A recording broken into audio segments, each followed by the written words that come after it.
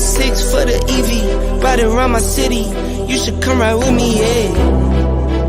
Feel me if you hear me sip water like a fish, sip box water to the gillies, yeah. This a new wave, this a takeover. Do it for the future, time to get a world a makeover. Time never stops, no the timing is not. Time to clean up the block. Streets been a mess, how can I breathe? Smoke in the air, pure gasoline. I see.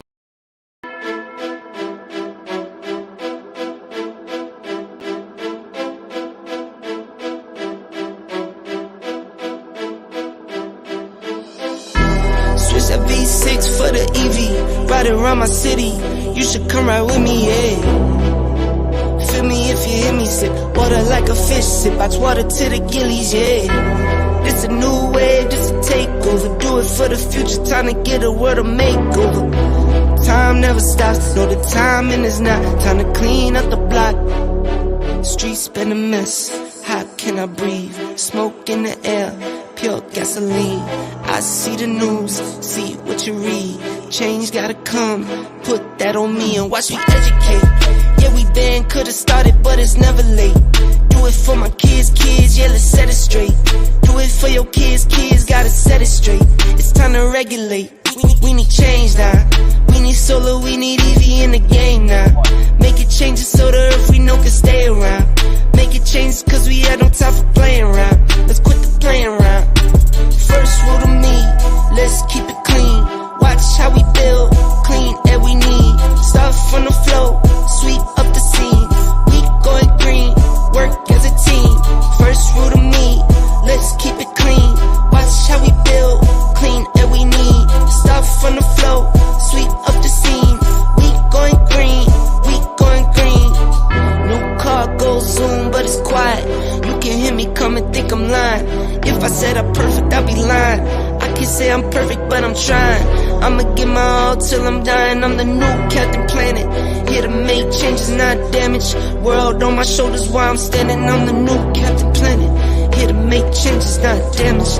World on my. What's good, family? It's your boy. We up in this thing, man. What a win tonight by the gang. Great win, great team win. Everybody chipped in. Everybody played defense. Well, in the first half, shots was going in.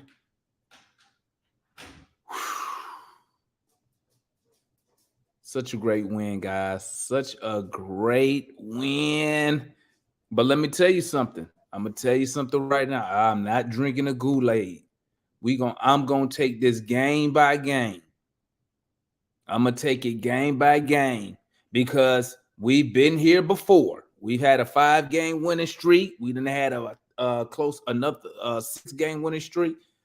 I won't drink the Kool-Aid, but I'm gonna give credit when it's due. And when we play tonight, we played amazing. We played amazing tonight. Amazing. And you know what's crazy? It's crazy what happens when players put forth effort on the defensive side of the ball. That's crazy. That's crazy. When they put forth effort on the defensive side of the ball, look what happens. Look what happens when we put forth effort on the defensive side of the ball. Don't sit here and tell me defense don't matter. Defense matters. That was good defense we played well in the first half. Second half, we kind of slacked off. We kind of slacked off in the second half defensively. Good timeouts by Joe Prunty.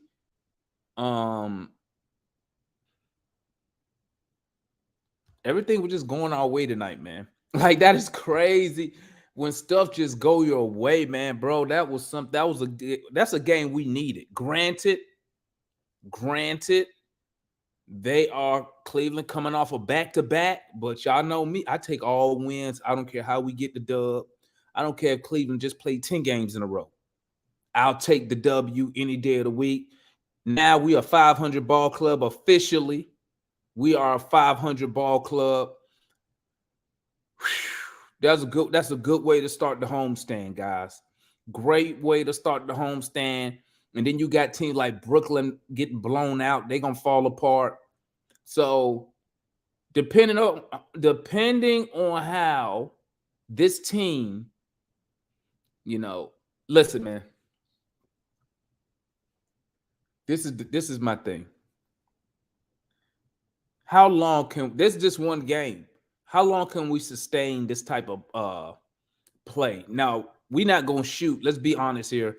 We're not going to shoot 50, 60% from the field and from the three-point line every night. Okay, let's keep it real. But what we can be consistent on is the effort on the defensive side, because that's what we saw. But they going after loose balls, second chance opportunities, coming for blocks. Like, where the hell this been the first freaking 60 games of the year? Where has this been? That's what killed me about this team, bro. They'll show you they'll play like they did tonight.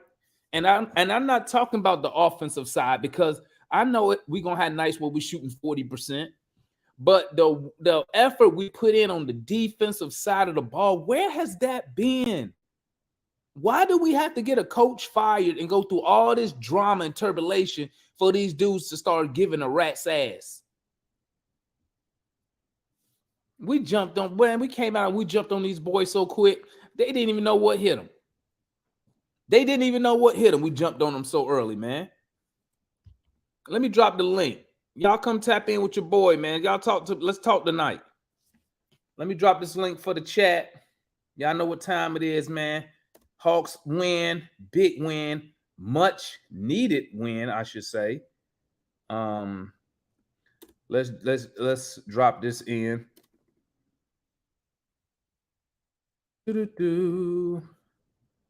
Chat for the home team. Y'all come talk to me, man. Hawks fans, come talk to your boy. Hawks fans, come talk to me. Come talk to me, Hawks fans. How we feeling tonight? How we feeling? Awesome win. 500 ball club.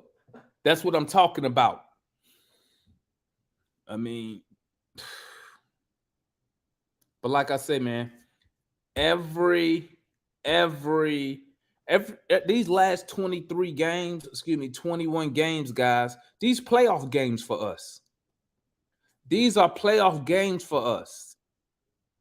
You feel me?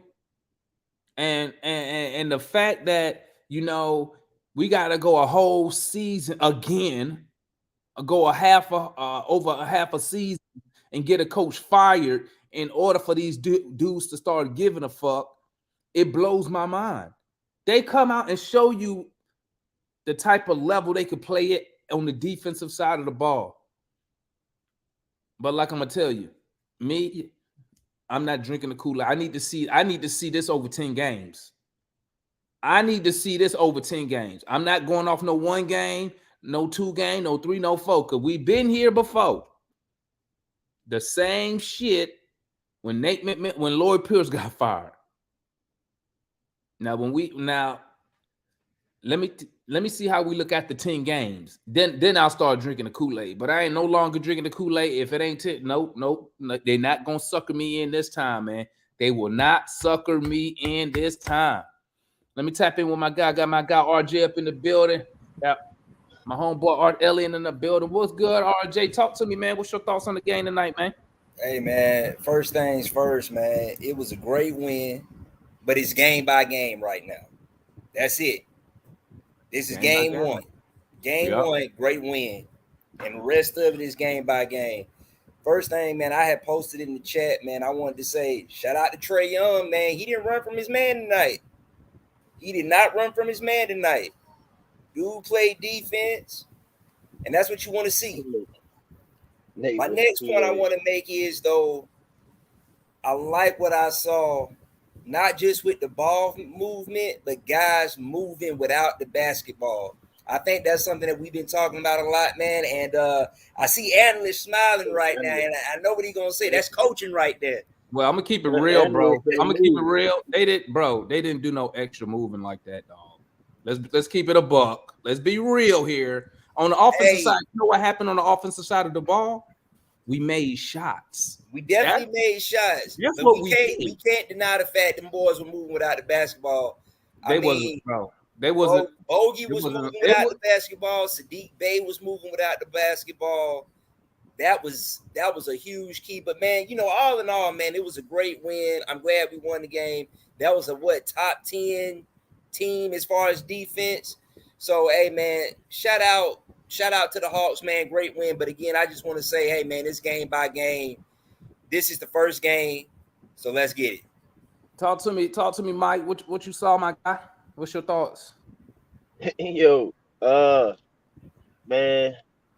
I mean, I don't really have too big thoughts, man. Good win, go Hawks. Yeah, I'm happy them boys won. I personally just feel like they just came out with energy and effort. You know what I'm saying? Shout out to the former coach. I felt that we played connected tonight. I just wanted to use that, bro. Because Nate, that was one of the things Nate always would say, that we need to move the ball, defend, and play connected. I feel like the Hawks played connected tonight, man. They played as a team and all that other stuff, though. But I mean, for me, it's miracles. he got some paper. What they say? What they say? I can't read. See. What's it say, man? Joe. Okay. So what you trying to say, Matt? Joe over. He said. But the thing is, what's funny with fans is, like I said, I ain't finna say none of y'all on this panel did it, but I heard a lot of chatting for Nate. And then on top of that, what's the point of saying Joe when y'all literally know he ain't finna be the coach or anything like that? So it is what it is. Good Hawks team win tonight. Ain't even no point of patting Joe on the back, because the position ain't even open for him to even think that if I do good, then I can get this job. Like, bro, that jump just dead to even begin with. So good win by the Hawks. The boys played well. DJ has been in a slump. DJ was not in a slump tonight. He was doing his thing, making his shots. I still cringe watching him go 1-on-1, even though he getting into his spots. He was just making them. He made some shots in my book that was bad shots. You feel me? But at the same time, though, I've said before on this platform that that's what the NBA about. It's about your guys making shots. And let's just be real. I mean, Donovan missed a lot of shots. We made shots. You know what I'm saying? So a lot of things can go into that and everything like that, sports psyche, and you just way you think and stuff like that, though. But hey, like I said, though, other than that, man, I'm just go Hawks, bro. Part of me, the way I feel is that, bro, I gotta wait. You feel me? We, like you said, Damon, we seen this before. We seen them get turned up after firing a coach. You feel me? Like, we seen it before. So my thing is, though, talk to me 2 years into the Quinn era, Quinn Snyder era, whatever the name is, but 2 years into his era, and he's still getting them boys to show up, then okay, we talking about something. We talking about something. But right now, at this moment, I'm not necessarily just sold that the guys going, you know what I'm saying, really be still in it with the same person a couple years later. I have no problem, or I have no issues with them right now. I don't doubt that. Like, right now, they're self-motivators right now, because they said the same thing after LP got fired. Everybody said that once the coach get fired, who the fingers pointing to next then? Because you can't blame the new coach who come here. Can't nobody do that. The organization ain't gonna do that. It's gonna be a whole lot of players gone before Quinn come up on the chopping block. You're gonna be looking at a whole new team. You know what I'm saying? That's just the reality of the situation of what it is, though. But other than that, you know what I'm saying? I let y'all go. Good game, though, overall. Man, like I said, man, I'm not drinking the Kool-Aid, bro. To me, this game, it wasn't a statement game. It was, they came out. Cleveland was on a second of a back-to-back, and like I was talking to Ticket, and what I'm not going to do is I'm not going to give this team credit for stuff they should have already been doing, regardless who the coach. And that's on the defensive side of the ball. What we saw tonight on the defensive side of the ball was effort that we haven't seen from this team in all season. And like I've said earlier, every game that we playing right now is a freaking playoff game for us because we tricked off the first 60 damn games. Now, if they would have played with this freaking effort beginning of the season, we're in a different position right now. So I'm not gonna sit here. Don't get me wrong. Y'all know me. I take all wins, but I'm not gonna sit here and go rah rah rah rah over shit they should have been doing from the jump. And stuff like this just lets me know that they can do it. Okay. Now, Damani, I just want to remind you though.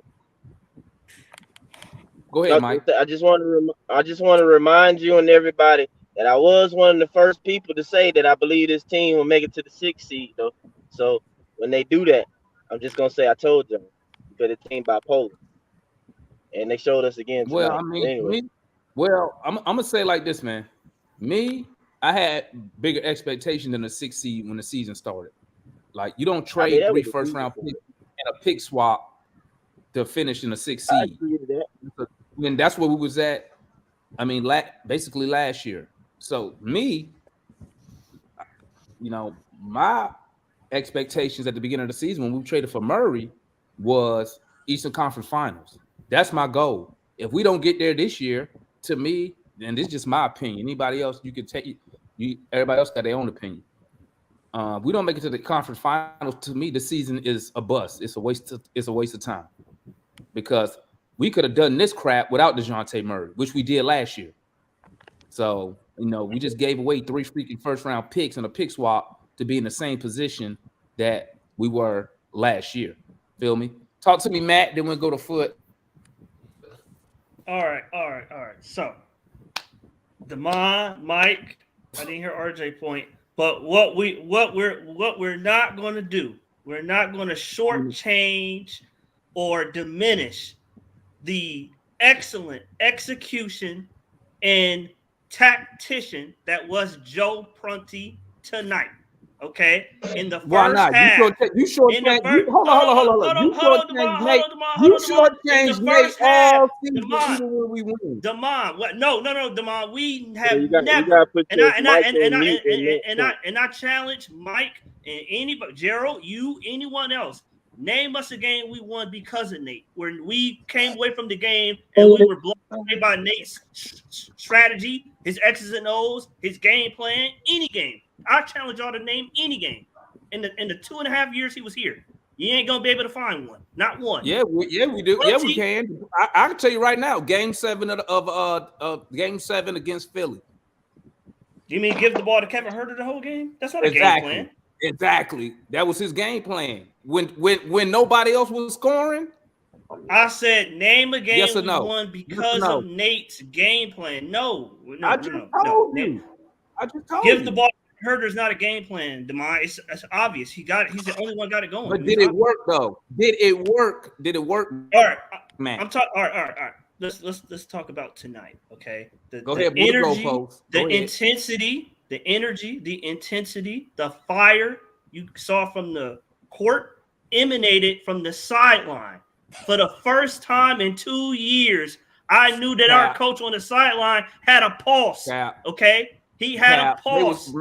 He was up on the sideline. He was directing players. He was moving players offensively, right? Let's start there. Offensively. That's when our shots start falling. That's when our defensive energy picked up, right? Because we was losing at the beginning of the game.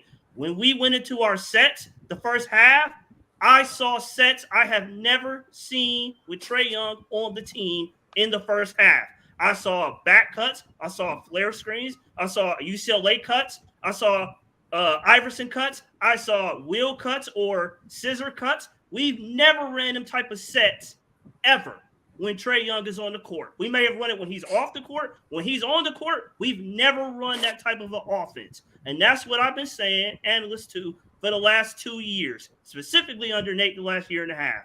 We do not run a fluid, creative, dynamic offense. And when you do, you will get a better version of this team, the best version of the team, because we're offensive led. Matt, let me tell you this. I'm gonna tell you the same thing that I told Juan when we went on that little 4-game winning streak. Do the not difference, Damon, between drink that, the but Damon, I Kool-Aid, told you in the moment I didn't Right? believe in that because I didn't believe in Matt, Nate. I told you you believe in that this in one, the Matt. moment. I'm talking about Matt. Listen to me, because listen, do not drink the Matt. They're gonna let you down. I'm Damon, gonna tell you that right Damon, now. Damon, but Damon, I'm not talking about the wins or losses. I'm talking about the process of how I we don't. got our But Matt, shots. no, it's about wins and losses. We don't care. No, It's what wins I'm and saying, losses. Damon, what I'm saying is you're not going to win every game, but I'm saying the process in which you get shots dictates more chances than not how you're going to play. And the process, we're not going to shoot as well as we shot tonight every night, but the process of how we got our shots, the multiple actions, the side actions, the multiple ball handles that we had offensively, most of the game, it had a little dark period in the third where we went ISO heavy, but I'm sorry, beginning of the fourth, where we went ISO heavy. But majority of tonight, the sets, the process that we use to get our shots, that could be consistently repeated night after night. You may not win all your games, but I guarantee you're going to get good shots if you run this type of sets, this type of action consistently, right? That's one. But Matt, and that, let me say this, and then you say your second point. So you're talking about the process of getting shots. So when we lose the game, right, and we shoot bad, because it's gonna happen. That's on the players, right? I'm just trying to clear the area now, because you just told me the process of getting the shots is what is good now. I'm just making sure. So when we shoot bad, correct. When I come in here and say, "Hey, player A sucks," I don't want to hear no excuses. As long as we follow this prescribed process. No. We should follow the same thing. Yeah, we should. Yes. As long, and I believe we will. As long as Joe's over there now. And Quinn. As long and this and tonight in the first half, that's just a piece of Quinn's system. His system is much more complex than it just don't work. It just don't work in the playoffs. Well, I mean, Damon, our talent is a lot higher. He had Joe Ingles, Royce O'Neal, and Bojan Bogdanovic. Damon, Royce O'Neal, Joe Ingles, Bojan Bogdanovic. Who are they guarding on defense? Okay, man. Those the three. That's the guys he had to work with in Utah. Who they guard? And Mike, this wasn't a top 10 defense. This was the number 1 defense in the NBA. The Cavaliers were. Coming off of back-to-back. They are coming off of back-to-back, but again, Damon, like I said, that's why it's even more important about that. Talk so much about the process, the cuts, the motions, the movement. We went into the pick and roll, but if you notice, we went into the pick and roll. That was our third action within one offensive possession. I do not remember that in the Trae Young era. Maybe somebody in the comment section, or Pharaoh, or Chris can remind me of when I seen that. So I haven't seen it, and I've watched every single game, multiple games, and went back and watched them. I haven't seen it, so I know it comes down to players make or miss shots. But I say one of the main reasons why I wanted Nate to go was because one, his rotations were awful, but two, if you look at our shot distribution and you look at our shot attempts, a lot of our shots were contested. We're in the top 5 in the league in most contested shots this season. Offensively, because we take bad shots, right? Tonight, our shots were good shots. Most of our shots were open shots because, like I said, we ran 2, 3, 4 actions in one offensive possession. If that happens consistently, I'm not going to say we're going to win every game, but the product is, at the very least, is going to look a lot better. Matt, let me tell you something. I have not seen you this excited in a long time.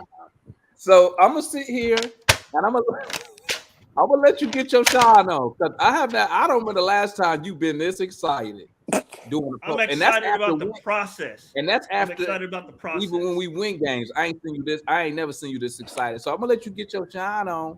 But like I said, the Hawks, take it from me, man. I done drunk the Kool-Aid millions of times. And they failed me. But a lot of that, I'm not excited that we hit a bunch of shots. I mean, like I said, I'm excited about the process of how we got the shots. That's what I'm excited about, because that could be repeated. Yeah, I understand. But when I say drinking Kool-Aid millions of times, I'm talking about since I've been a Hawks fan. Different coaches, Mike Fratello, all of them. They will find a way. The Hawks will find a way to Hawk.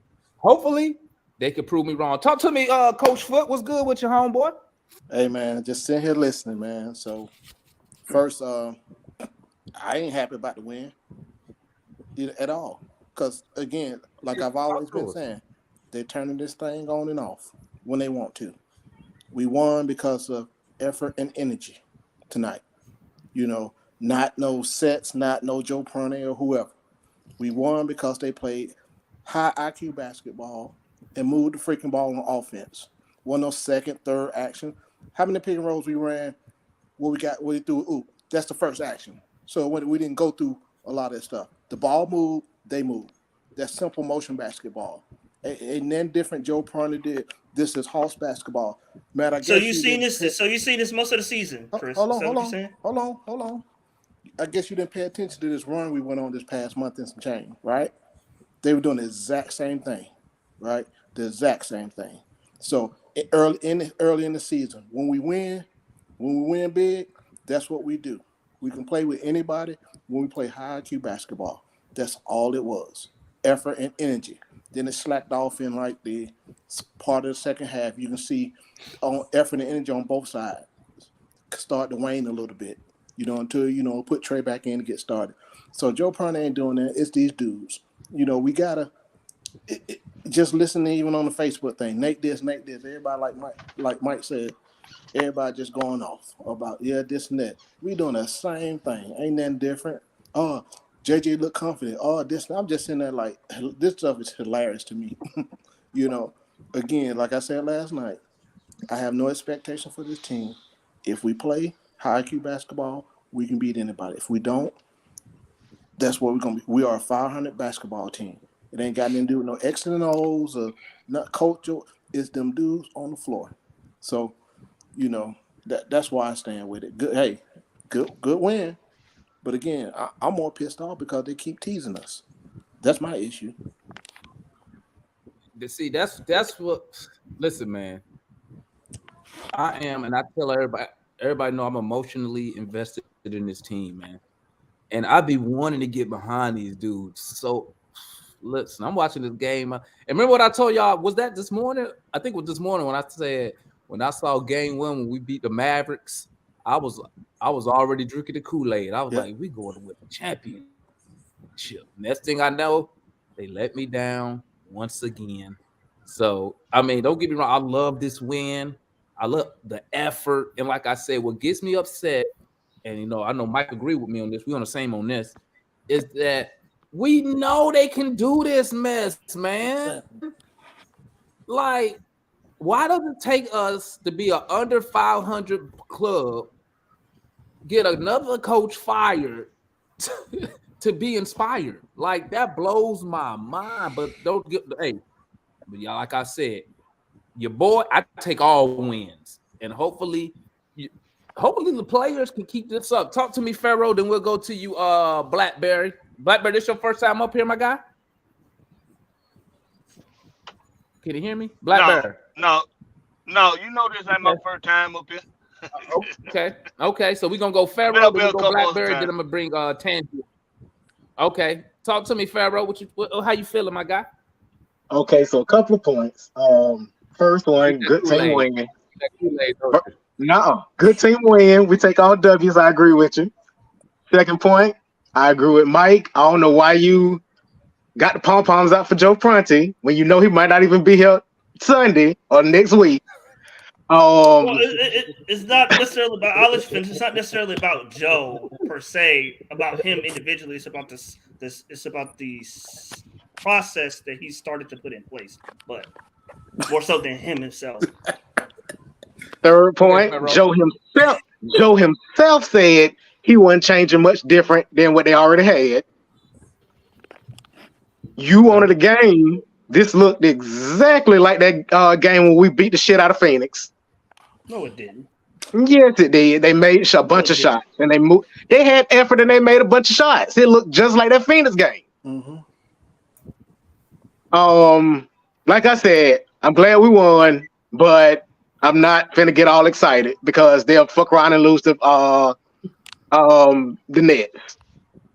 They So better not, but Who got who? you're right. We got next game is Wizards. Wizards, right? oh, it's the I Nets. think Wizards. Oh it's no, the no. Nets. I thought it was the Nets. Nets. It's Nets. Okay, I think it's the we Nets. should beat them. We should beat them. They got some good We defenders. should. We should beat them, but I'm just, you know how the team is. They are so up and down. What Mike said, bipolar. That's what they are. Yeah, we should. So happy for the win. Keep showing me they can win. What's good, Blackberry? Talk to me, man. What's your thoughts on the game tonight? Home team, what's happening? What's good, man? Hey man, I'm always out. It was a fun win. You know, I like winning, man. I don't Yeah. care what the season look like. I like winning. And I'm gonna tell you, DeMar, I'm gonna tell you why you let down. The damn organization, the front office has let everybody down. Tony Wrestler Facts. let everybody down when he gave that little whipping boy here. He gave his attaboy, his son Nick Wrestler, some damn power, and he done took it and ran with it. But Facts. I'm gonna tell you, there are differences in tonight's game. For one, you got Sadiq Bey, who's I mean, he's a good plug-in. So I mean, and we didn't have John Collins out there being softer than Sharman Tisha tonight. We didn't have soft ass Cottonelle, snuggle ass. We ain't have snuggle out there tonight. So when all we can hope for is this, you know, analyzing, you know, this, that, and the other. You can't do too much analyzing off one game. We know any team in this league can gain momentum in a game, and they can keep it going, and they can take off on. Any team can do that in this league. So you can't analyze much off of one game. And Ponte or whatever his name is, it ain't much he could change anyway. He's just an interim head coach. He can't change. Ain't nothing he can change besides maybe some lineups. That's probably about it. That's about all he can change. But other than that, they gonna do just like how they did when Nate McMillan took over for Lloyd Pierce, and they just gonna, you know, pretty much, you know, play it by the fly they see, you know. But you know, it was a fun win. Mm-hmm. We got to see a lot of energy tonight, and I want to give a shout out to the fan base, man, because we show up for these Hawks, regardless of everything that go on with this, that's been going on with this team. We show up for these Hawks, man. Outside of the Knicks, outside of New York, Yeah. you got we it can be a Tuesday night and that arena gonna be packed. So I got to give a shout out to the fan base, man, for showing up for these Hawks. You never know what that take them. With the changes that being made, with the front office, with the changes being made on the coaching staff, with having different guys now on the roster, you never know what that fan support can take you. It can take you a long way. You never know. Well, I'm gonna tell you like this, man, and then we're gonna hit up my homeboy Tanju, making me wish up. I was sitting in my garage right now, but I'm in the garage right now. I'm trying to be up here sober. You know, I'm trying to be like Mike and Tanju and Pharaoh. Pharaoh must have popped some edibles already. But Earlier today, I had them earlier today during the show earlier. That's why I get on early. Yeah, we do support this team, man. We support this team like a mug, and you know, all I ask in return is effort when they on the court. You know, listen, I'm not no delusional fan, bro. You know, I don't expect us to come out here and go 80-0 or some crazy like that. But what I do expect is them coming out there and treating every game like it is a playoff game. You know, because if we come out and we play with that type of effort in the first 60 games, maybe we not. And you know, I don't care about who the coach is, but you know, if we play like that the first 60 games, now these games right now don't hold that much weight. So right now we are sitting here doing all this just to be a playing team right now, because we're a playing team. We in the playoff team position, correct? So man, we're gonna beat succeed, man. I told you that Well, 1,000 well, times. well, We get 8 right the now. Nets done for. The Nets dropping. So what you said is probably gonna be true. Nets gonna fall. Hopefully we can get Miami on the lost road. tonight. Yeah, I Miami just lost, but I don't wish think we I don't lose think they that gonna last lose. game to the Knicks. But I don't think Miami gonna lose consistently like that for us to catch them. But my guy Tanju, what's up, my guy? What's up, fellas? What's up, man? Hey, shout out. First of all, I want to give a few shout outs. Shout out to Damon for holding it down. Even I remember you was like, hey, I'm about to he's like, man, I ain't gonna go through all this losing shit. I ain't even gonna keep doing this shit no more. Hey, next game, this motherfucker was right here.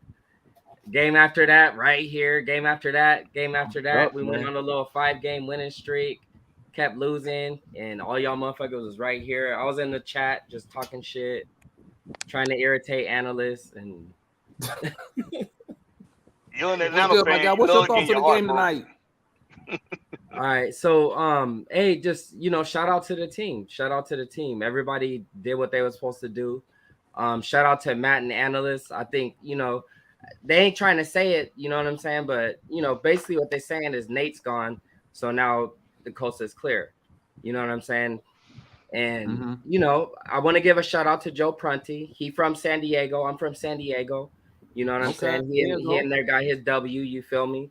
So I think I hate to say it, but I think the Hawks they are the type of team that some new energy and shit like this is about to catapult they ass. You know what I'm saying? I've been analyzing and sitting back and really listening to what y'all are saying, and I could admit I'm a Kool-Aid drinker. You feel me? I've been drinking the shit. I got some grape Kool-Aid right here, right now. That's the problem right there. It need to be red. If it were red Kool-Aid, I'd be showing up drinking that Kool-Aid, man. Yeah. Okay, yup. Hey, my Kool-Aid's are Hawks colors. I feel you. I appreciate that. But my whole point is that I don't know, man. I've been positive the whole season. Shout out to Mike, because he been like he said. He's like, remember I said it. He gonna get this. We gonna. But he not only that's the only thing he can say fact. But basically, what he been saying the whole time is that he's not tripping. You know what I'm saying?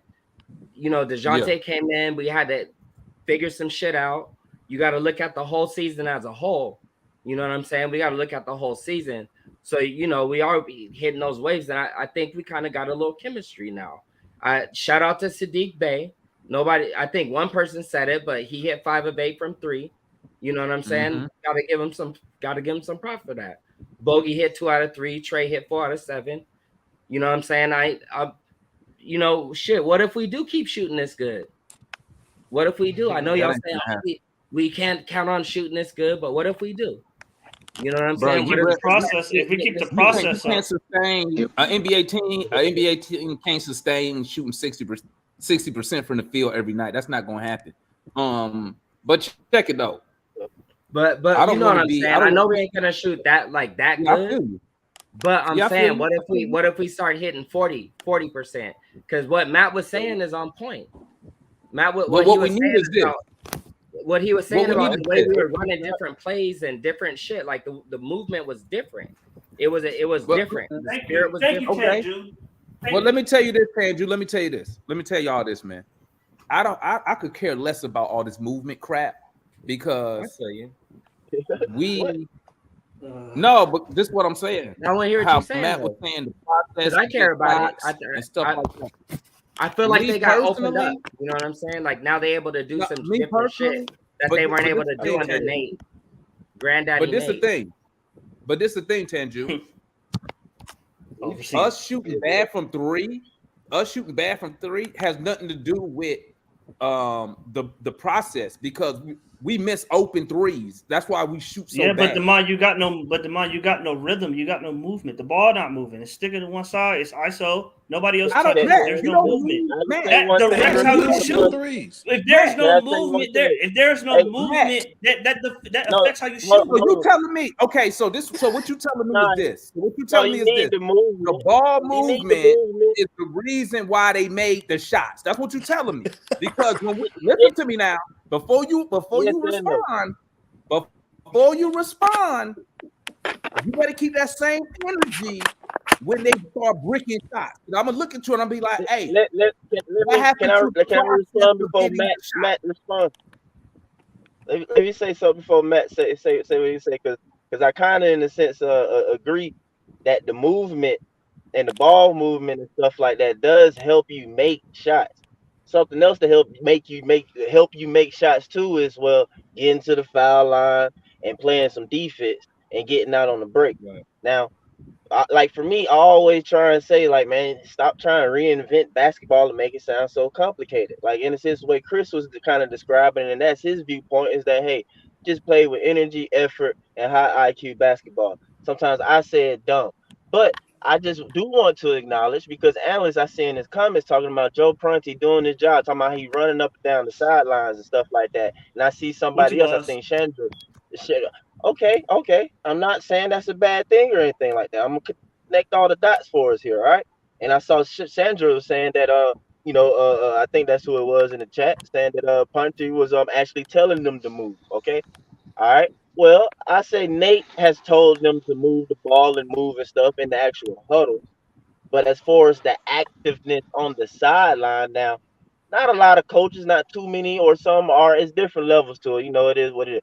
But Joe, there's more. So when you think about the words that JC was saying about how we need guidance, we need this, and that.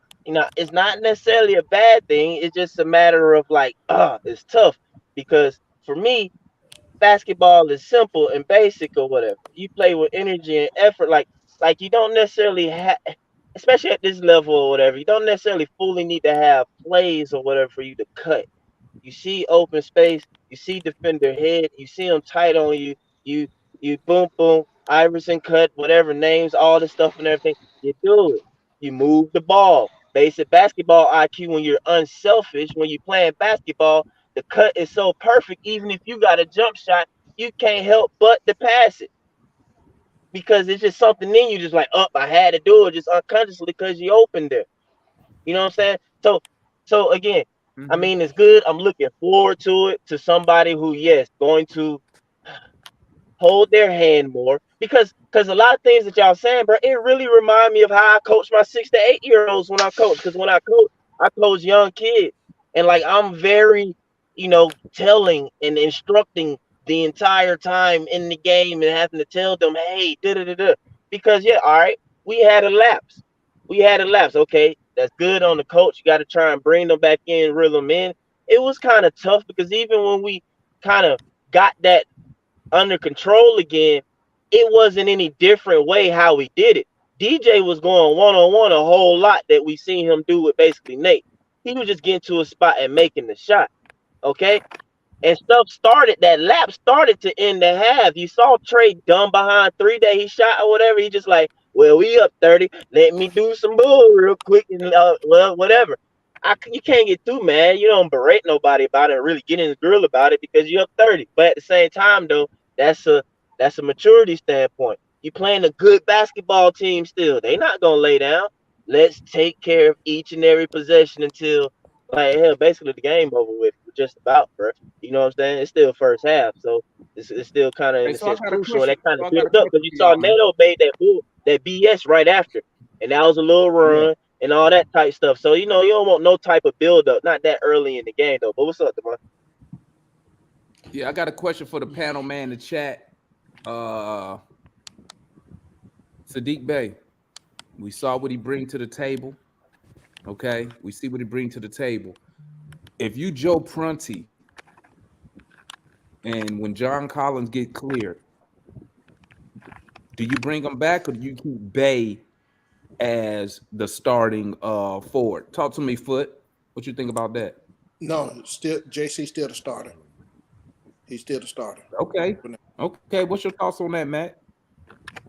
I would have him come off the bench. You know what I'm saying? Because I'm about rhythm. So if Sadiq got the rhythm, then and the ball is moving better, he's a better shooter. You know what I'm saying? It's about who has the better rhythm for the team. So I would, and if JC outplay him, then you can adjust accordingly. But to begin with, I would have him come off the bench. What's your thoughts on that, RJ? Then we go Pharaoh, Blackberry, then we go Tanju. Nah, you keep JC as the starter, man. I think Sadiq Bey right now, no disrespect to Sadiq Bey, but I think right now he's just kind of hot. And I think eventually he will cool. But one thing you can't deny, man, we still need JC's defense. Sadiq Bey plays literally no defense at all, like at all. So I would roll with JC. Pharaoh? JC still the starter. It's one game. Can't get how you going off rhythm off one game. If he hold it for 4 or 5, how many games of JCI? Maybe think about it, but I still say JC the starter because you need them points off the bench anyway. Blackberry. Would you keep Sadiq Bey starting, or would you when John Collins get back, or would you start John Collins? Ain't no way in the hell I'm putting $120 million coming off the bench. Ain't no way in the hell I'm doing that. We got Tanju. You know it. Hey, the only thing like Pharaoh was saying, when you put Sadiq Bey coming off the bench, then our bench is looking real nice. You know what I'm saying? That make our bench look a lot nicer. So, yeah, I'm definitely bringing Sadiq Bey off the bench. Okay, I like. Hey, me personally, hey man, I'm gonna tell you like this, bro. Sadiq Bey politics. Hey, he gives us a whole different dynamic. I think with Sadiq Bey, the defense really got to account for him when he had that 3-point line. Unlike John Collins, how at 24%, you just let his ass shoot that shit. You know what I'm saying? But I feel y'all.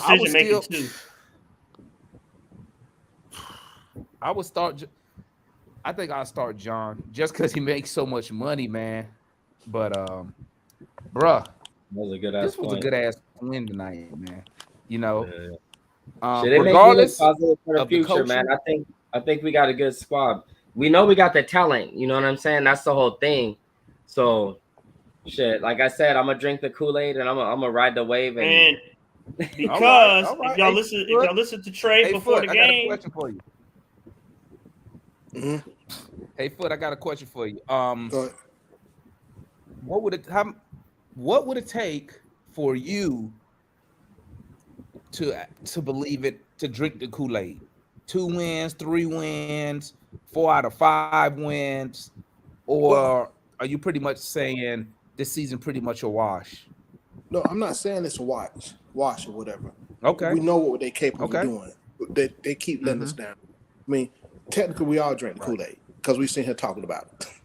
you see what I'm saying? And we want them to win. So we'll never stop drinking the Kool-Aid. But, I guess the question is my expectation. Like I said, last night, I have none. In which, hey, hope for the best, but I have no expectation. Can they do it? Yeah. I mean, again, just like I was saying earlier, when I think, Mike, I think he was saying, here's I'm going to go back to my issue. They've shown us time and time again this whole year that they can do it, right? They can do it. I know different voices holding their hand or whatever. Look, man, you're in the pros. You got 200-something million, 100-something million, 50 million, more reasons to do it without being with your hand hold. Yeah. And see, again, these dudes coming out of college too early, coming in too early, and they're young. So, it takes 2 to 3 years for a kid to really get himself going. So that's how I look at it. I just want to say, take ahead, in Matt. a deep breath. Matt living it up right now. Take in a deep breath and remember that Nate is gone. So y'all don't need to have Nate PTSD. I hear a lot of Nate PTSD. Actually, more happy for Matt than the team. Nate is gone. So that old school way of thinking, y'all need to just woosah, let it go. Let it go. Okay? Y'all, I hear too much politics. I hear too much old school thinking. Hey. Y'all just gotta let that go. But here's a question for you though. Hey, Matt. Hey man, here's a Matt question is for you living though. it up right now, bro. Listen, I ain't even mad at you, Matt. I ain't mad because you know what? I'll be doing the same shit. I ain't even mad at you, bro. Go ahead, RJ. But man, there's a lot of talks what I've been hearing is they talking about they might bring Snyder in before the season even over with. Monday. And he start coaching right now. Bring his ass in. So I say, well, I mean, but he said they say he pushing back because he don't want to give them 3 voices in one season, so he kind of pushing back a little bit. I don't know, man. What was this? Like an hour ago, because he's still in Australia or Paris, wherever. He's still in Australia. Okay, see, I thought he was back in the States already. Okay. They were talking about we might see him on the sideline like next week. That's how they were talking. That's what they want, but I don't think he need to get here. He need to get here ASAP because my main concern, overall, my main concern is really all the other shit don't matter. My main concern is him convincing DeJounte Murray to re-sign with the Hawks. That's why I want him here so he can establish that relationship with DeJounte. Because, like I said, we can't afford to be in the same position next year, regardless who the coach, because DeJounte is a unrestricted free agent at the end of the season, and I don't want to lose him for nothing. That's why I want Quinn here so bad. Well, whoever they're gonna hire, that's why I want them here right now so they can start building those relationships with DeJounte and I'm still, the jury's still out for me on the Sadiq Bey, but I mean, considering we gave him 5 second-round picks for Sadiq Bey, considering we gave him 5 second-round picks, I mean, we really don't want to lose him for nothing either. Go ahead, Mike. I think DJ got one more year. My bad. I'm looking up now. I just said, yeah, my bad. I was just saying, I don't think you got to worry about DJ, man. I'm personally not worried about DJ like leaving. I think he came. He already was on. Yeah, on the way here already. No in the mind of. I mean, I understand. I almost feel like I don't want to say it, but shoot, I can see. I don't know, man. Trey asking out before that. Before DJ. Trey asking what? DJ Anthony can walk away. I ain't saying Trey would do that. I'm just saying that I see that before. I honestly just feel like DJ came to Atlanta to be in Atlanta. All right, well, listen, I just don't want to lose him for nothing. Go ahead, Foot. You have something to say? Yeah, he got another year, and plus we got his bird rights, so we good. Yeah, that still ain't gonna keep him. That don't mean shit, my guy. I mean, I know. Bird rights don't mean nothing. Bird rights, he can still leave. Yeah, I think he can still leave. Bird rights don't mean nothing, bro. They're gonna extend. Yeah, that's what I'm saying. So guess what that means? You got it for another year. He got 1 full year left, which means you got to convince him before the trade deadline to stay here. That's what you got. That's what you got to do. Because if you don't, and you pass that trade deadline, and something happens, whatever, and he decides to leave, you get nothing for him. So that's my concern. That's why I want a relationship. I believe they're going to extend him off season. They're going to extend him. Yeah, see, that's what I was getting ready to say. He's not going to take no extension. He needs to be signed off season. He's not going to take an extension this summer because he can only get a raise so high. He can't get the max he can get. Unless they change that rule. Have they changed that rule yet? The rule, but I don't think they are. No, what I'm saying is this. You can't sign him. He's not going to sign until the end of next year. He's not going to do it because new TV money kicking in. He's going to make more money if he wait. That's why I said convince him to stay. That's why I didn't say sign him, because he's not going to take a contract right now. He's not going to resign until the end of next year. So what I'm saying, like 105 right now, but if you wait, you get like 150. As a general manager, you got to be forward thinking and say, I need to convince this guy to stay here now. That way, when the trade deadline passes next year, right? You're not concerned that he's going to leave and leave us hanging after we gave up all them picks. That's why I wanted Quinn Snyder to get here ASAP to establish a relationship with Murray. Quinn right now would be like 40-20 right now. So we'll be good. Whether Quinn Snyder come or not, when he come, you got to worry about the butt of it all first. The butt of it all is Nick Wrestler. That's the butt of it. About that, man. There's nothing we can do about that. if the head of the snake ain't got his head on right, it's gonna make guys want to leave because this is what I'm hoping for. I'm hoping that when Quinn Snyder does get here, from this point and from this point forward, that the team continue to excel and win games consistently. Persistent wins. Put together 4-5 wins before you lose one. That's what you do that first. But when he get here, if Nick Wrestler trying to drop his sack in front of Quinn Snyder, telling him this is what I run this show over here. If he get that impression, Quinn Snyder ain't even gonna want to be here. It's energy. I mean, but because when you look at that's why with Coach Snyder, Blackberry. If Quinn Snyder is smart, he will get in the executive role that's either equal or higher than Landry. If he's low, he's looking for a VP, but it's still lower than Landry. He will never outrank Nick Wrestler because his dad owns the team. So there's nothing he can do about that. But if he can at least outrank Landry, that gives him the ability to be able to hold players accountable, to be able to have a say on trades and whatnot. So, I mean, that's probably what's taking so long. They probably going back and forth on that executive part. Because why? We know coaches talk. So I'm sure he's probably reached out to Nate McMillan and was like, hey, bro, what's the deal in Atlanta? And Nate probably was like, hey, this is why I left, blah, blah, blah, blah, blah. You feel me? So hopefully he gets a role, executive role that's equal or higher than Landry Fields. If not, then he pretty much going to be up shit's creek like Nate McMillan, right? And let me say one more thing before I get back to the panel. They had already ATL Kool-Aid drinker. I don't know what you be talking about, my guy. But why are you so negative? I'm not negative. I'll tell the truth, man. I'm a authentic fan. I'm not a Trae Young junkie like you are, my guy. And you said something else. That was not Nate. That was Herter hitting his shot. Trae won that game. What game you talk? I know you ain't talking about Game 7 against Philly. I know you ain't talking about that, my guy. Listen, Kool-Aid drinker, you need to come on the show real quick so I can, go school you real fast, and I ain't got to read all that chat shit. But so my bad, guys. I got thrown off because AT. I don't know what he be talking about. He just a Trae Young dick rider for real.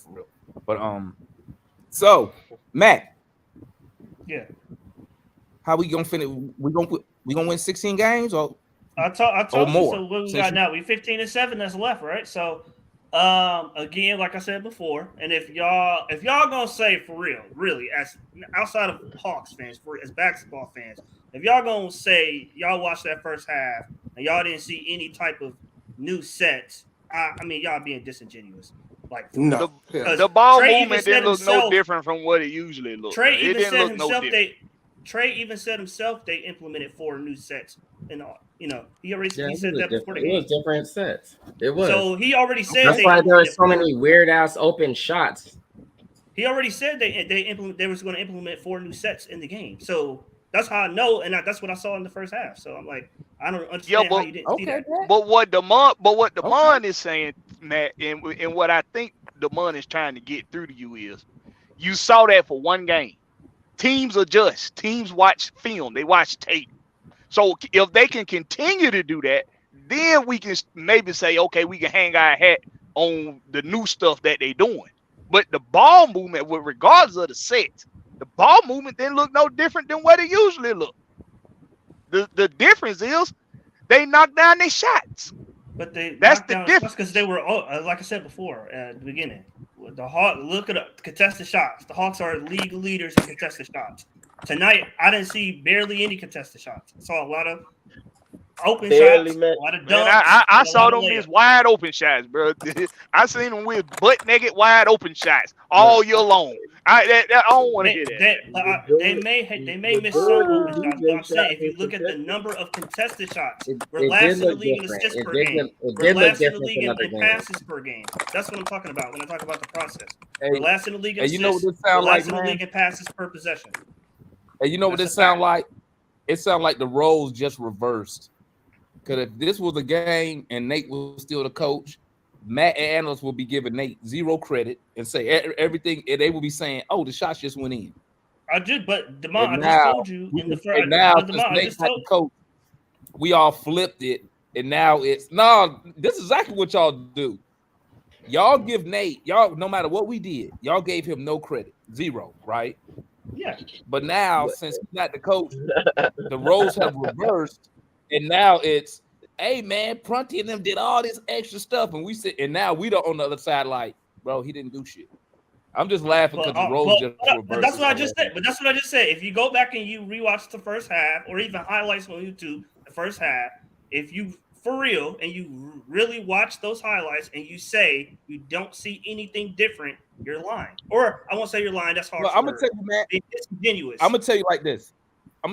From my point of view. To me, the thing that stood out the most was the effort. That's what stood out the most to me. I seen players, I can't remember the last time we ran more than one or two guys off the 3-point line on the defensive side of the ball. That's what I've been noticing. That's what stood out to me. We was going after loose balls. We was getting second chance opportunities. We was, until obviously we had a little letdown middle of the third, right, on the defensive side, which allowed them to almost get the lead under 10. But since you say that, Matt, answer me this: when was the last time you seen the Hawks play with that much effort and energy on the defensive side of the basketball? Hey, that little 5-game winning streak. Yeah, been a minute. Yeah, but the difference, I think a couple games, Trey gave a little bit of effort, but that little 5-game winning streak was the last time I seen it. That last Suns game. I think our offense gave the defense energy. That's why I bring up the offense, because I think the offense gave the defense. They were more locked in once they started hitting their shots. At the beginning of the game, when they were hitting their shots. Your coach that you giving credit for literally said it the other way around. I don't know. That's just the most backwards thing ever, man. The offense. I mean, I get it to an extent though, but literally your coach in his post-game interview said if you get stops, you can get open and you get space going and you run and you can score. You can shoot. Defense feeds your offense, bro. It's like, Matt, why do you think we look great offensively when we play good defense, bro? Like it just go hand in hand. It just does. Like, I don't get it, man. No matter the coach is, bro, you can't deny that defense. Even the coach that y'all want, what was he? Number one defense and number 2 offense. Defense still there though, and it was number 1 or whatever, right? I'm quoting that right? Snyder. Yeah. Okay, let's try something new, guys. Let's try something new. Yeah, Cavs were shooting go trash. We're gonna go through the panel, and I want everybody on the panel give me one positive that you saw tonight. Give me one positive. What you got on the? Why you feel like you got to do that, D? Why you feel like you got to do that, bro? I got positive. Because you know what? What I don't want to do is I take all wins, and I don't want to. The game we played tonight was amazing.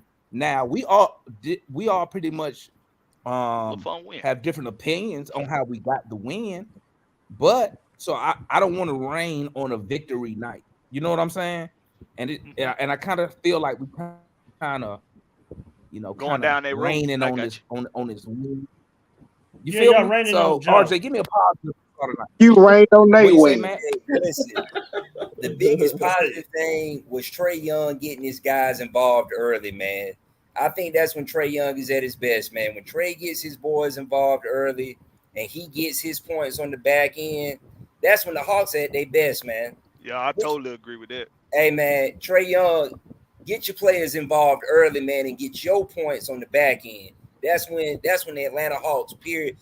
I get, and one thing I will say for you, Matt, though, I will tell you this. I did like the fact Prunty didn't take his dudes out that were balling. Because if you go back and watch the game, man, there were times when JJ was cooking and he didn't take him out the game. He kept the bench players in a lot longer than Nate would. So I would smart on that, which was a smart move. So I will give you credit on that. But Trae Young, man, hey, get your boys involved first. Get your points on the back end. That's my highlight right there. Hey, real quick, RJ. What you got, did you say Mike? JJ was balling? Not necessarily when it comes to scoring points. What I'm saying is I like to see the development of the young guys on the team. Okay. And when you see that type of development with the young guys, man, he was impacting the game. That's going to elevate your team, man. And one of the problems with Nate, and we saw it a lot with him, and Demond, I think you even said you felt like Nate was really trying to sabotage us. Because sometimes them young dudes would be balling and he'll pull them out. Because there was a time, man, AJ Green, AJ Griffin, he knocked down like 3 threes back to back. And the next thing we know, he was on the bench. And we were all sitting up here like, why the hell is AJ Griffin on the bench? What is going on? Yeah, so, he like playing that on purpose. So he froze. He did that on purpose. In Matt's defense, I did like the fact Prunty didn't take guys out when they were hot. That's all I'm. He actually did. He actually did. on the Facebook post, 2 guys. But yeah, and I said I made a comment. I said I'm trying to see something. Mike, remember that? Go ahead, Mike. Hey, Mike, give me a positive. So we're gonna go Mike, Foot, Matt, Pharaoh, Blackberry, Tanju. Shoot, positive. Well, I mean, I got multiple positives, man. I mean, we won the game, man. It was a great win. Run them out, baby. You know what I'm saying? I already told y'all that we're gonna get to the 6th seed. You know what I'm saying? And I'm gonna tell y'all right now, we're gonna play the Cavaliers. And those who, because me and Matt was on the same page about this, though. You know, I know it's rare. You know, I don't mean to scare anybody, but me and Matt, we was on the same page about playing the Cavaliers. And somebody, I think analysts was going in on us. I never seen analysts and Matt disagree like that. I remember that. Yeah, you remember? Oh, I'm telling you, this is what's gonna happen, y'all. You know what I'm saying? We're gonna be in that 6th spot. The Cavs gonna move up to that 3rd spot or whatever, and we're gonna see them. We're gonna make it to the 2nd round though. But anyway, positive double O is a positive, man. You know, I know that Matt want him to start and everything like that. Double O growing and getting a little bit more consistent on the boards. That's a positive. Dude basically averaging 2 to 3 blocks, which is great. Clint, you know, he had some blocks tonight. Clint didn't have too many rebounds though, but you know, he playing against the starting towers to understand. But Double O is out there with them boys too. Positive JJ. I still feel like JJ is looking more like I would like, you know, trying to do him and be aggressive and stuff. He still makes some little casual mistakes and stuff like that, which is I kind of hate for him because, you know, it's like, dang, that's an opportunity, bro. You know, but that's like I said, positive though on JJ. I still like his progression, man, and where he going. You know, hopefully we stick with him and everything like that. Positive AJ. AJ passed the ball. AJ passed the ball. I know I'm one of the only people that kind of nitpick on AJ, man. AJ don't pass that ball. That boy get that ball, he gonna shoot. But he had one little good find to Double O, but it was almost he was forced to pass it because he was about to get double blocked, so he had to kind of dump it off. He definitely wanted to shoot it, but I'm gonna give him a positive though.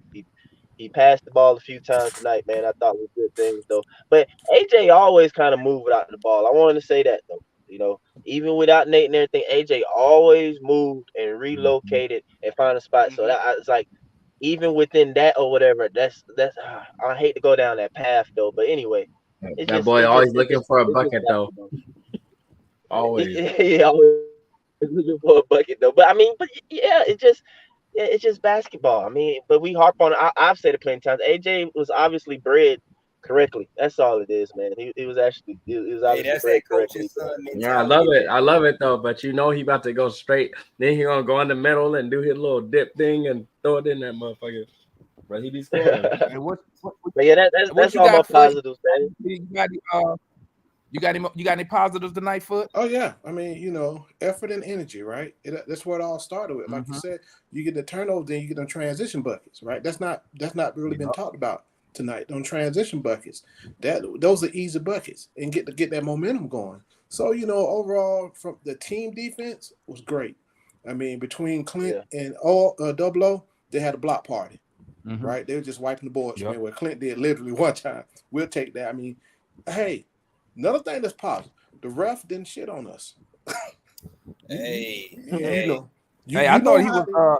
I think they tried to. The ref was on Hunter ass early though, man. I thought he's finna get in foul trouble early. He had picked up two quick ones early. I don't know what these refs got against the Hunter. I mean, they just be calling. Oh, they be dogging Hunter. I mean, like, what? I'm trying to figure out what the hell he done to them. They started blowing the whistle here at the beginning of the game, every game. It don't Because he had gained a reputation for being a great wing defender, so they had to dial that shit down. Yeah, they don't want to give us shit, bro. Yeah. So the bench, the bench was solid. You know, everybody think I hate JJ. No, I want him to succeed, but it's gonna take about 2-3 years. His defense was good. I like his defense. You know, once he gained his confidence and start taking that shit coast to coast, like I seen him doing AAU, it's gonna be over. You know, dude put a whole body above the damn rim. You know, so whenever it clicks for him, you know, he's gonna be something to deal with, right? But yeah, overall, you know, good win, the good effort on both ends of the floor, you know, from the whole team. They was hustling. You know, like I said, you had a little lull there, but for the most part, they was hustling. You know, loose balls, closing out, like you said, Damon, closing out on that three. You know, even go to side, but they was closing out. The effort was there. So, yeah, I'm good with it. So again, hey, let's see, can they sustain this? What you got, Mike? I mean, what you got, Matt? Positives. Positives. I mean, I could go for a while. Okay, but positives. I'm gonna try to pruning. Hold on, Matt. Matt.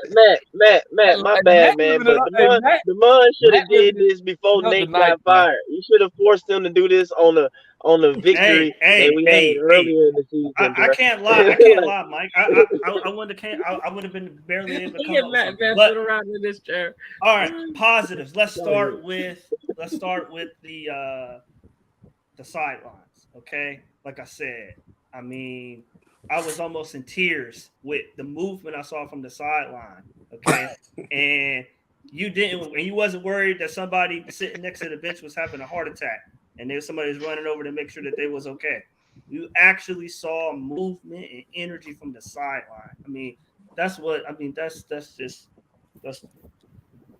beautiful. Okay, so that's one. Two. The process. Matt be over here smiling. He living it up tonight, guys. Matt is living it up tonight. The process was beautiful. I think I counted 8 pick and rolls and isolation plays. 8 the whole game, and most of them we were already up by 30. Okay, so in the first half, I think we may have had 2 or 3 pick and rolls. Most of the time, it was like I said. I know some disagree, but honestly, if we're being honest, in the first half, we saw 3-4 actions in one offensive set. Sometimes I thought Trey kind of got a little too, shot happy for a minute there in the second quarter, towards the end of the second quarter, maybe the last 5 minutes. But outside of that, it was a purest dream the first half. The ball movement, the process, how we got our shots. You can continue that every night. 3, the defense, the effort, the energy, the blocks, the rim protection.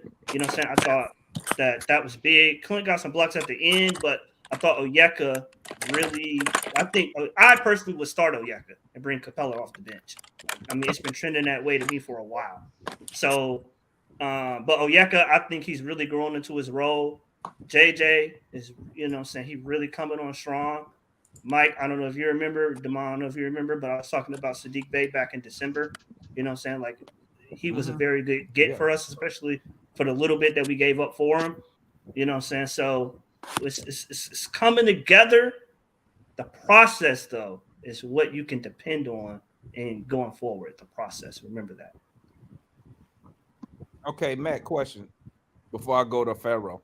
So the process. I got one too. So if we lose, when we lose, because I don't think we're gonna win. Of course, you're gonna lose. Yeah. You ain't gonna get no answer. So when we lose a game, I can blame it on the process, or do I blame it on the players? If the players are following the process and we lose, then it's on the players. But if they don't follow, you know what I'm saying? If they don't, or I'll reverse it. If they're not following the process, then it's on them because we have the roadmap. But if they follow the process and they lose, you're not going to win every game. Like I said, we're not going to shoot this well every night. But I guarantee you go back and look at this game tonight, compare it to Nate's last 50. The number of open shots we got tonight. Do we need to shoot well? Do we need to shoot well to win? Yes. I mean, you don't need to shoot 50 like with Nate. Like I said, it's 75 degrees outside. You eat 3 meals before the game. You know what I'm saying? You have, amazing sex before the game. Like, we don't need all those positives and superlatives to be able to win now if we follow the process. Now we don't have to shoot 50% to win. Maybe we shoot 38%, 40%. And we still are competitive, and we still can win at the end if we follow the right process and right procedure.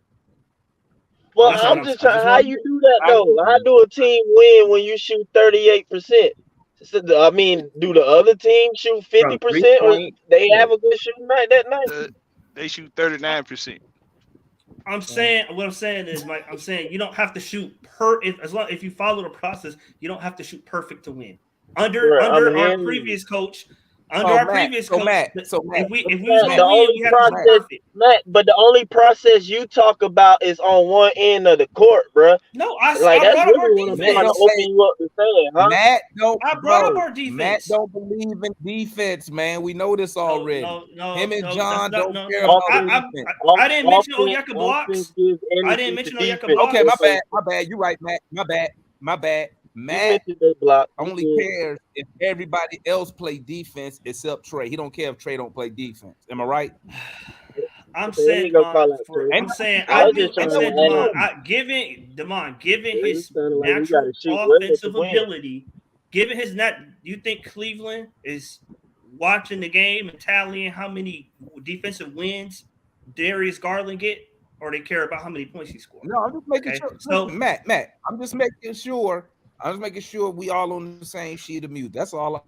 I'm saying because of his offensive ability. They don't care though, Matt, when they're the number one defense.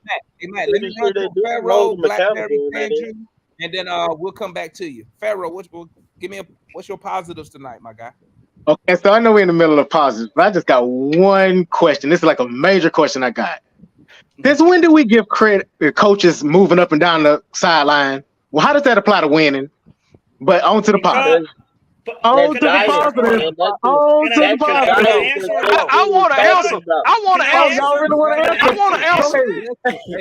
to answer. Pharaoh. Walking up and down the sideline. That's part of the process. Got it? No. Okay. But Mike, in a negative way, just lamented how John Collins is talking about. Oh, we need a coach to guide us more and hold our hand. What they got to do with moving up and down the sideline? Don't play me like that, man. In a negative way, I'm just saying what they said, bro. It is. But I'm saying, y'all taking it in a negative way.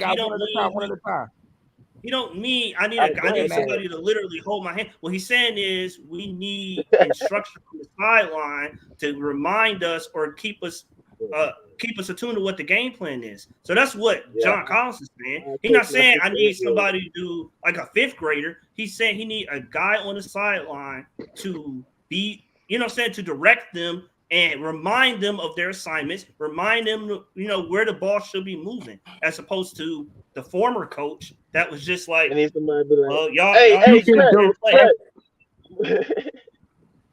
can direct from where you're standing. Hold up, guys. Let's get back. Let me run. Okay, my positives are. Let me get. Hold up, real quick. Pharaoh, give me the positive. Blackberry positive. Tandrew, give me the positive. Then we're gonna get Juan gonna have my back. Juan's take on the game. Then we'll open the floor. Go ahead, Pharaoh. I love the effort and energy. Okay. Trey and DJ played well tonight. I mean, I know DJ didn't do nothing in the first quarter, but then he went off the rest of the game. I like how Trey played tonight. Double O and Clint played well. They blocked a lot. I like Sadiq playing because we're going to need him after Bogey opt out to get a longer contract. That's pretty much. I just liked all the great shooting tonight. Hopefully they can not fall off too bad and keep shooting well. But I love the effort and energy. All right. What's up, Blackberry? Give me your positives for tonight. I love the chemistry with the team, with the players. That's never been something I saw this year, that a lack of chemistry between the players.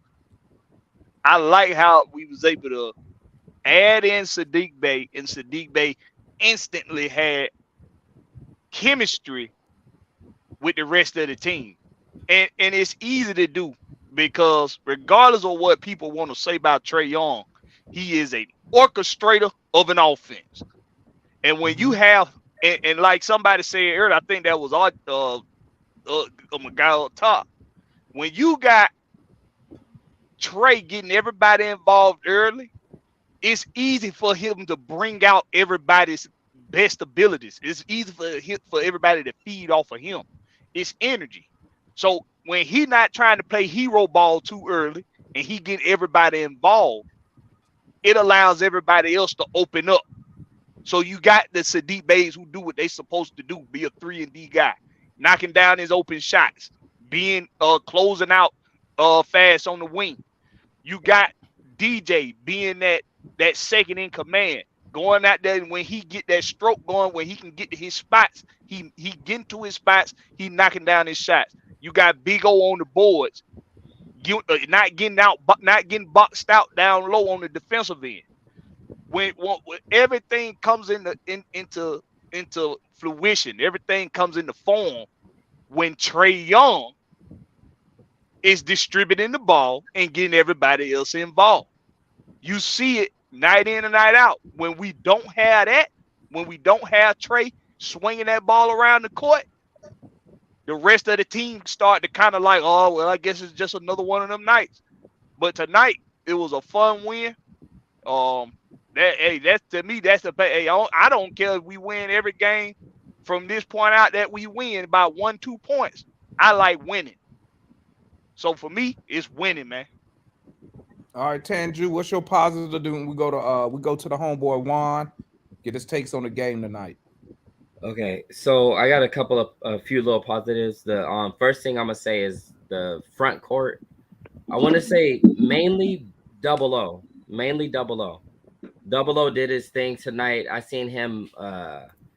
He did his thing. But then, I was kind of looking at the stats and shit, and Clint's, he looked he was kind of.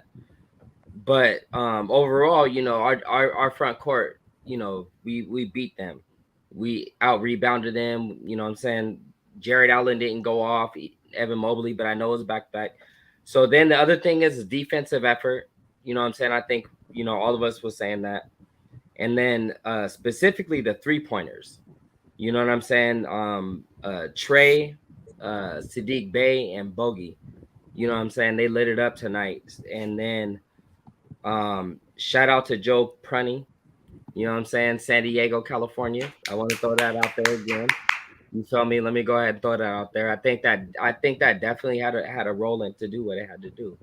And then the last thing is just when you look at the statistics, you know what I'm saying? If anybody look at the game like, damn, what happened tonight? And you look at the statistics, like we went nuts in every category. So I just want to say the statistics were really, really good. And shout out to Trae and DJ. All right, my guy Juan, Mr. Kool-Aid drinker, like me. What's up, What's your thoughts on the game tonight, my guy? So I'm gonna keep mellow, man. Good team win, probably our third best overall win of the year. When you look at how we won the game and how fluid the offense was, I'll say probably the third best. It's up there with Phoenix, and I can't remember the other game we won by 15 or more. I had it, but I forgot. I heard DeJounte and Double O name a lot tonight. I was looking off and on. I was paying attention because I was talking to my wife earlier.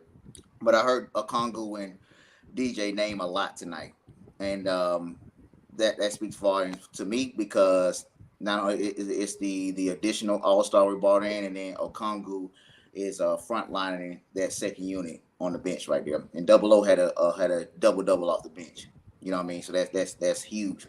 Jalen Johnson got a lot of minutes tonight. I was impressed by that. 7 and 4, and I think he had a couple of assists too as well. So continue giving him minutes because he's going to need it. I think he's going to be a big part of this team moving forward, not only this year but next year as well.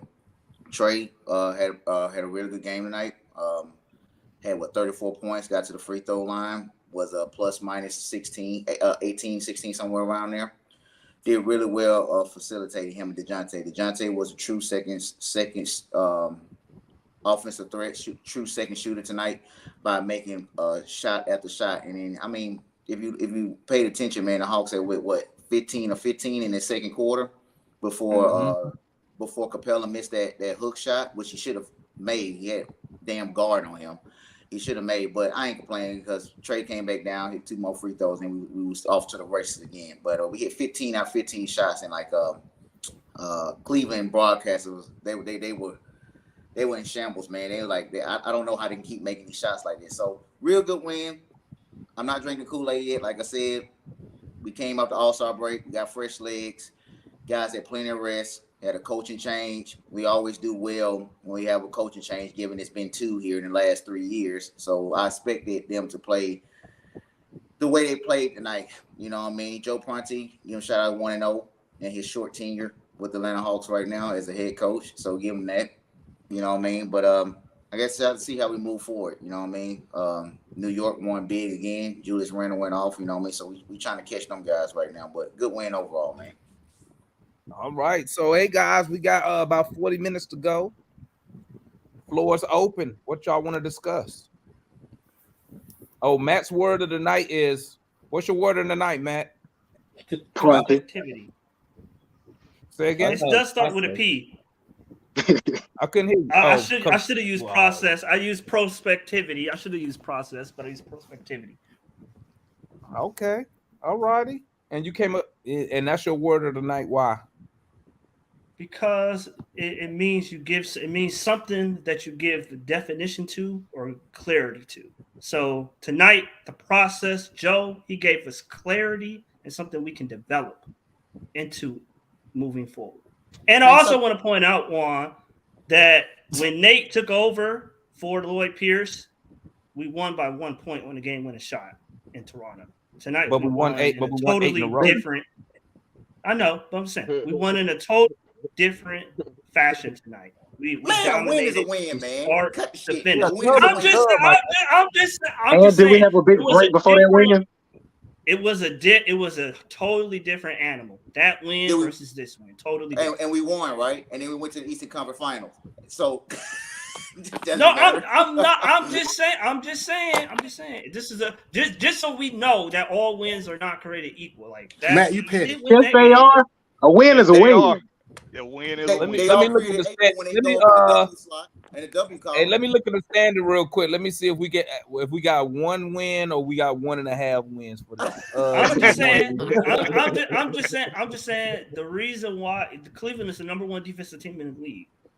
So the fact that we're able to create the open shots, and they coming off the back. Don't forget to say that. They were and their back-to-back was in overtime against Boston. When we beat teams, when we beat teams when Nate McMillan was still the coach, you and analysts make sure y'all brought that up. Oh, they was on a back-to-back. But Demond, we had a losing record. But Demond, we have a losing record against teams on the back-to-back because when Nate was coaching, we couldn't beat a team on the back-to-back. In fact, the last game we played with Nate coaching us against a team on the back-to-back, we barely won. I think we have to go into overtime. Yeah, we beat Phoenix. That wasn't their first.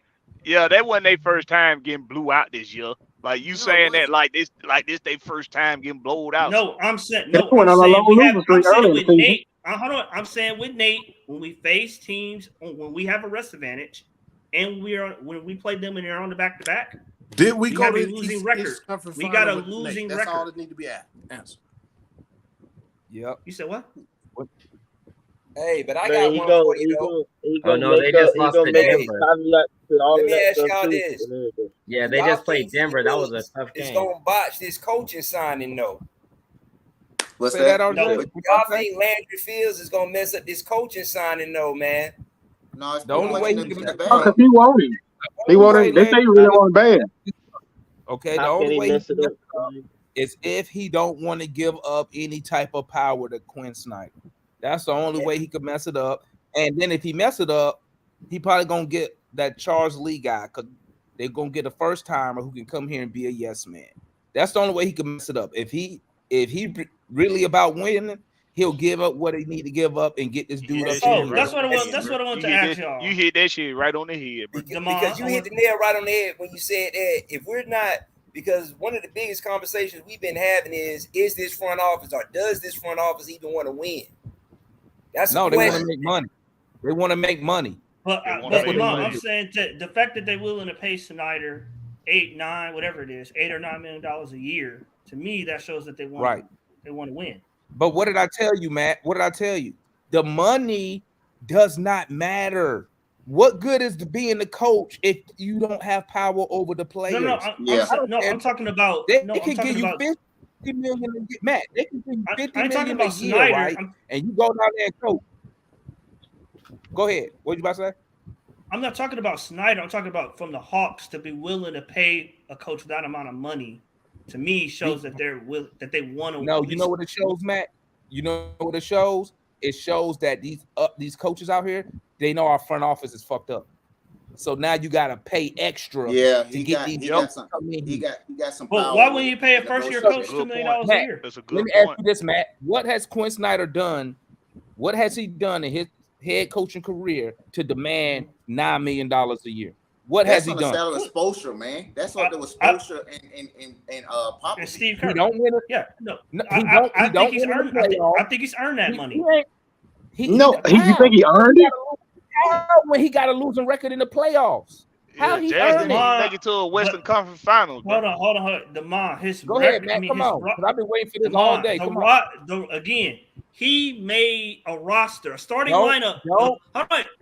Hold on, wait, Demond. A starting lineup of Mike Conley, Donovan Mitchell, Joe Ingles, Bojan Bogdanovic, and Rudy Gay. Okay, I mean Rudy Gobert. No, Rudy Gobert is unplayable. Rudy Gobert is unplayable in the playoffs. Since when? Bojan plays Since zero when? defense. Hold on. Joe Hold on, Ingles who played plays defense for zero that coach? defense. Hold on, Matt. Let's analyze that. Start with Gobert. He became unplayable when? When he become In the unplayable? playoffs. You're talking about the playoffs. Which one, bruh? The recent playoffs. Before then, nobody said nothing about him getting exploited. Dallas did that the last playoff. So what happened? The other 5 years they was in the playoffs.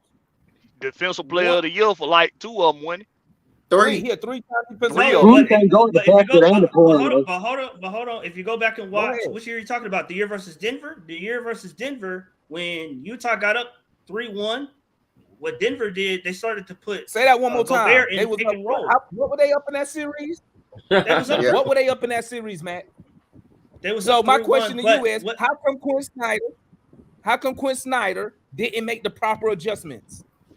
What adjustment you want him to make? You He want him used to the take correct Gobert out and process. let who got the guard? Who got the The guard sets. jumper? The different sets. The sets, Matt. The sets. The process. I want him to make the same adjustments you be coming up here saying Nate don't do. Listen But to me, Matt. Demond, the 3-1. difference is, and What's hold on, the the difference is, the difference is Blackberry and Demond. We have the talent to make adjustments. We have the talent to have a system. So Rudy you telling Gobert me can't play. The Jazz didn't have the 3 feet away talent? from the rim. No, I'm So saying you telling me- defensively, when Matt, Rudy Gobert can't play Matt, 3 feet away Matt, from the let me rim, talk to what you, do you Matt. want him to do? Okay, let me answer He that. can't guard the Matt. rim and the perimeter. Hey, the No one Jazz else is looking at guarding. calendars are They Hawks. won, Matt. They won 52 games. Okay. Exactly. And that's So how don't good of sit a here coach he and tell- is. Let me finish. So you can't sit here and tell me he don't have the talent. That's one. You don't win 52 games in the Western Conference and say they don't have talent. Number two, you up 3-1. So whatever your strategy was working. Denver makes some adjustments So guess what? He should have made what? Some adjustments to counter what Denver did. He didn't do it. But if that was Nate McMillan, watch this. If that was Nate McMillan, you'd be up here killing him right now for some stuff like that. I got you, Juan. Once Matt finished, go ahead, Juan. Demond, my problem with Nate is he has the talent. If Quentin Snyder, if Quentin Snyder had Capella, Onyeka, Jalen Johnson, if he had them type of players on defenders on his team, Murray, if he had them type of defenders on his team, I wouldn't say anything. But he was up 3-1. So Capella is better than Gobert. No, what I'm saying is he has multiple defenders. Nate has multiple good players. Quentin Snyder had one. Our roster is better. Our roster is better than what they're our roster is way better than that Utah team. That's the easy way to say it. Okay.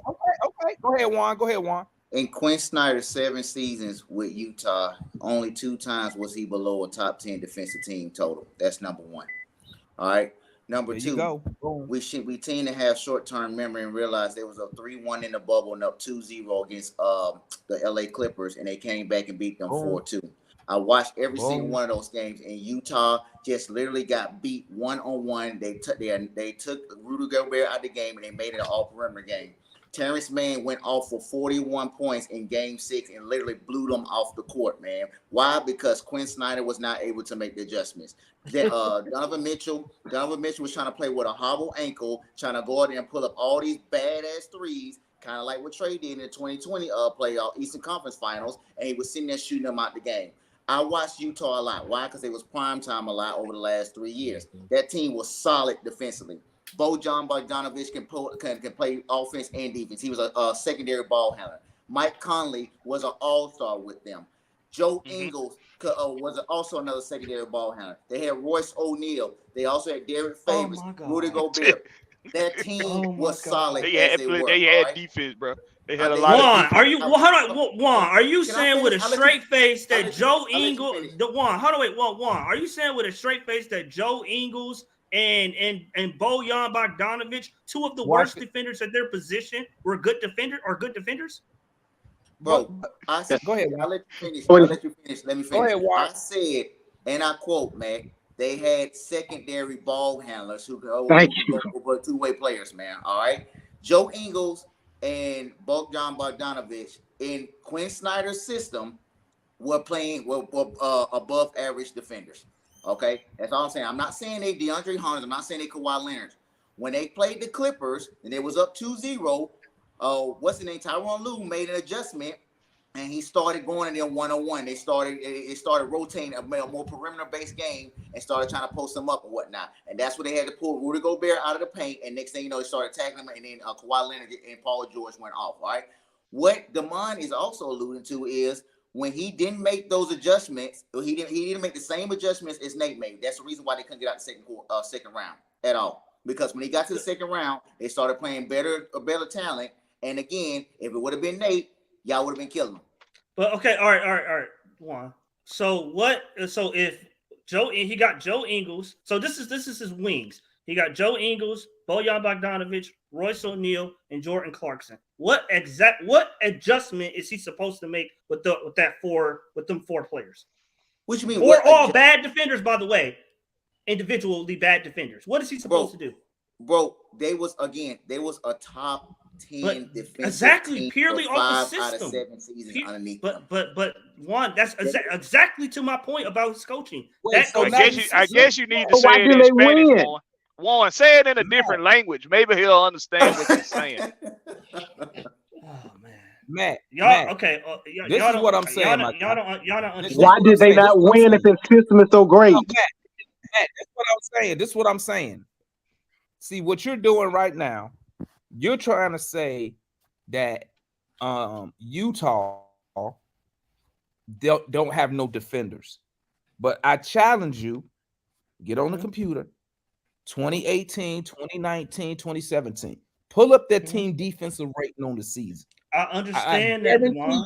I guarantee you it's top 10 in all of it is, right? Damon, So my thing is this. You can't be a top 10 defensive team and then come out here and tell me that A, B, C, and D can't guard nobody when I can look at the Hawks and say, well, when he get here, what adjustment he gonna make with, and we got terrible defenders. Hunter, 117 defensive rating. Hold on, let me finish. Hunter, 117 defensive rating. Sadiq Bey, 119. Trae Young, 114. That's terrible. So you telling me he can come here and make adjustments, and these dudes on the Hawks who terrible at defending can do the adjustments, but he couldn't make the proper adjustments with a better defensive team? Is that what you're telling me? Go ahead. Was he running up and down the sideline to know that? That's what it was. You just told me Joe Ingles wasn't a good defensive player when he had a career for the last 5 seasons on the Quinn Snyder was at 105 average. 105 defensive rating. All right. That's just one. I'll pull up Bojan. Don't worry. I got you. All right. So I'll say it again. I'll say it a different way. Quentin Snyder is very good at scheming offense and defensive systems. Okay. In the regular season, just like Dallas was last year, Dallas was a top 5 defensive team by the numbers. But if you look at their roster individually, they don't really have any good defenders outside of Dorian Finney-Smith last year. So in the playoffs against Golden State, Jordan Poole and Wiggins was able to exploit their defense because they didn't have any good wing defenders. So in the playoffs, Jason Kidd couldn't make any adjustments because he ran out of defenders to make the adjustments with. He couldn't go zone and trap. And the things he was able to do, the schematic things he was able to do in the regular season to cover up their bad individual defenders. Quentin Snyder in the regular season, he can go zone, he can go matchup zone, he can go 2-1-2, he can trap, he could do a lot of creative things that in the playoffs when it slows down in a one-on-one setting, he doesn't have the defenders. When Joe Ingles is head up on Kawhi Leonard or Paul George, he can't guard them. But in the regular season, you could do a lot of creative things that in the postseason you can't do. That's what I'm saying. So yes, he's good at scheming up guys. Mm-hmm. He's good at scheming up guys in the regular season because you can come up with a lot of creative things. It's more possessions.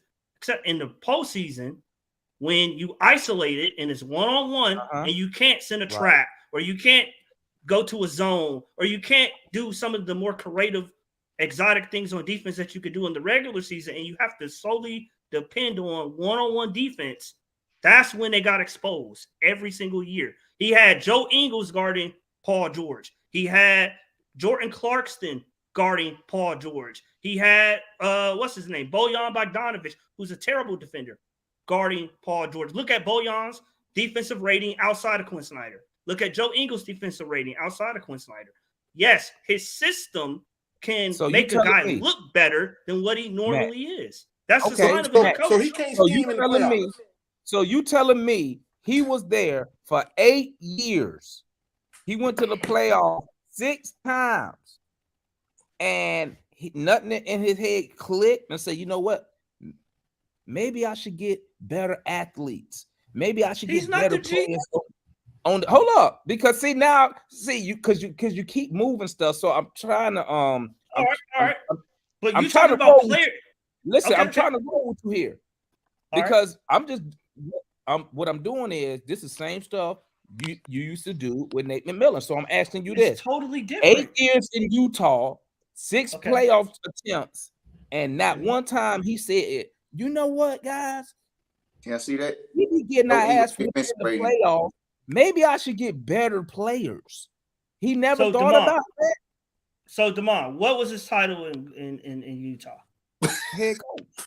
Head coach. He wasn't in charge. He wasn't in charge of personnel. I'm saying, Damon, if he had a DeAndre Hunter, why do you think Utah been trying to get DeAndre Hunter for 3 years? Bro, stop it. No, but Damon, you don't. But Damon, it's a fact. But Damon, you can Google it. It's a fact. They've been trying to get DeAndre Hunter for 3 years. What is Hunter's defensive rating this year, Matt? But Don't worry, that goes 117, bro. So all this like that goes back to the that goes back to the system. But the system. Let me stop.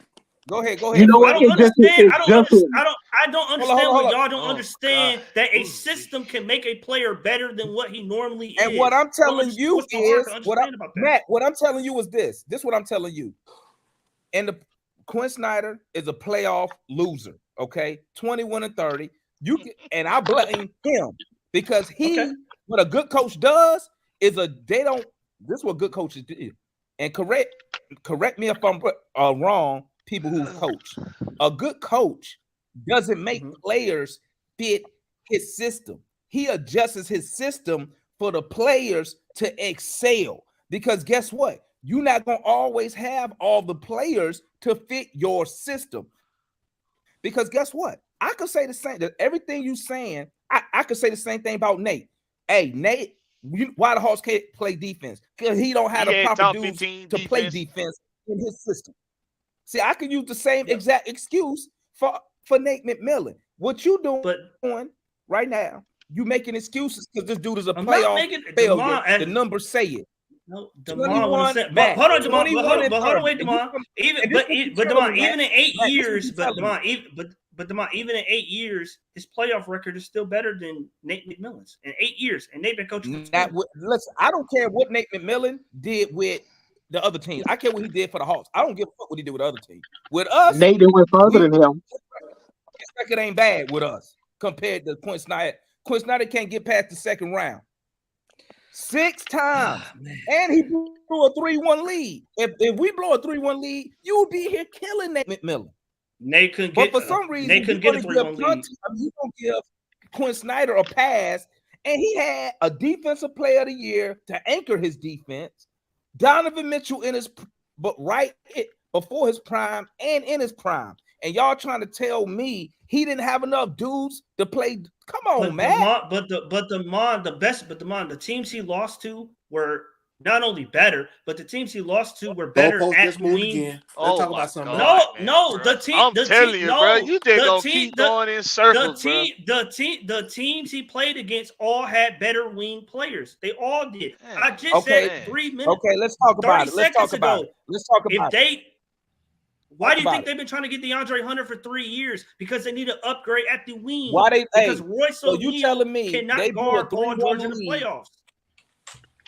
Matt, so you telling me they blew a 3-1 lead? Why? Why they blow that 3-1 lead? I'll say it again. They went up 3-1. What Denver did was they started to run the sets through Jokic at the top of the key. Gobert is ineffective if he moves anywhere from 1 foot outside the rim from the dunker spot. You can't play just him. like Capella. Just like Capella. But then he can bench Capella and go to Onyeka, who's a good perimeter defender. Nate Listen, I'm glad you said that. Why didn't Quinn Snyder bench Gobert and go with a more versatile player? But I'm saying answer that. Why he didn't do that? Because that's a he didn't have an Onyeka Okongwu to go to. He didn't have an Onyeka Okongwu. He didn't have. You making Onyeka sound like a world beater or something, bro. Like Damon. What I'm saying is when he sat Gobert down. You asked why they lost a 3-1 lead. He sat Gobert down. They had to go small at the 5 because they had no other mobile center on the team. When they went small, they punished the post through Joker. That's why they lost a 3-1 lead. He literally maxed out the talent that he had. If he has nobody behind Gobert, what is he supposed to do? So he didn't make. So you know what that sounds like to me? He didn't make the proper adjustments. That's one. And that wasn't his first. Listen. And then guess what happened? Watch this, Matt. Watch this. So he loses that to Denver. Dallas does the exact same thing. So that tells me he didn't learn from that mistake, because that's what Dallas did. Dallas made them bench Gobert. Am I correct? Let me know if I'm lying. Okay. And why he didn't put in a more versatile player But DeMar, to if do he that. don't have Because it, he don't have didn't it. learn from the last playoff. But DeMar, he's not the GM. What is he supposed to do? If he don't have it, he don't have it. He had enough to get to 3, but he can't find a way to get one more. He had enough to have a top 10 defense, but he ain't got enough to make adjustments. I told you, man. Okay. All right. So Dallas is a perfect example, DeMar. Dallas had the number 2 playoff loser. Hold on, DeMar. But Dallas had the number 2 rated defense in the NBA last year. Number 2, right? When they got in the playoffs against Golden State, they got shredded. Why? Because in the regular season, most of that was smoke and mirrors. Most of that, like I said before, was zones. So what you telling me is a lot of Matt, stuff you can't do in the playoffs. Every So time in you the tell me playoffs- that, Matt, it just make me look at Quinn Snyder even worse because he had How? six playoff attempts to make and get the proper personnel. You telling He's me not in the 6 GM. years he couldn't get the GM to get him the proper players? That what you telling me, man? He had DeMar, 6 all I'm years, saying man, is- 6 playoff runs. DeMar, he's not the GM. But I'm saying Neither with is Atlanta, Nate ain't the GM. but the difference is I would blame if Quentin Snyder had this roster and he couldn't get to the conference finals, I would blame him. I would say something is wrong. You act like this team roster is way you more act like talented than Matt, that team. but you acting like you act like we winning 60 games. Last year we was a play-in team, Matt. Because of Nate. That's the problem. No, because the players. But don't worry, DeMar. don't worry. When Quinn Snyder Had a lot get of here, injuries last year. when Quinn Snyder get here, we better be Mhm. winning 55 games, and we better be going to the conference final every year. I don't want to hear no excuses. DeMar, I DeMar, think Matt. I think 50 Matt wins thinks, is the bare minimum. 50 wins is the bare minimum under Snyder. 50 is bare minimum. Matt But thinks you know what? Snyder But is he don't gonna know do what what Bud did and come. He think he gonna do what Bud did. He think he gonna make a team like Utah. He gonna make them somebody that can contend but don't quite make it. And he gonna come here and he gonna magically have enough to win to get over the hump. I guess we gonna have a Giannis Antetokounmpo. So we didn't feel like our young. Hold on, wait. Blackberry DeMar, are y'all saying that this roster today, the Hawks roster today, is not as talented as that Utah team last year? I'm gonna tell you, they can't. These motherfuckers ain't winning no motherfucking 55 games. I'm telling you, it ain't that much of a difference. It ain't that much of a damn difference. With this roster right now, they can't win 50 games. You know why? Because they can't defend. That's their problem. That's their problem. And the track record convince me that these dudes can defend. Convince me. We ain't got no 3-time defensive player of the year at center. They can't defend, Matt. See, you the offensive side, yeah, you talk about that all the time, but they can't defend. They can't stop the other team from scoring. We've seen it for 2 years now. Or at least they haven't shown. But DeMar, what I'm saying is, yes, 1-on-1, maybe we're not great defenders, but I'm saying They not. that they're not. Okay, fine. They're bad defenders 1-on-1. I don't think everyone on the team is a bad 1-on-1 defender. I don't believe that at all. But I'm saying, hold on, wait a minute. Wait a minute. Let's start like this, man. Matt, is Trae Young a bad defender? Yes. I know that hurt your soul to say that, didn't it? It hurt your soul. I know. You just wanted to hear him say it. But Matt, didn't you just use the argument? Didn't you just use the argument that the Jazz didn't have good individual defenders? But one just told you that they had top 10 defenses as a team.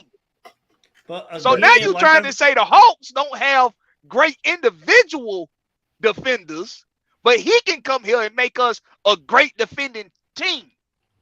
Which one is it, bro? You all over the place, bro. No, Black. That's the proven point. No, Blackberry. I'll say it again. I'll say it one more. I'll say it again one more time. Okay. Individually, Utah does not have good 1-on-1 defenders. Quentin Snyder made a team defensive concept that lifted the individually bad defenders as a group to make them a good defensive team because of his system, right?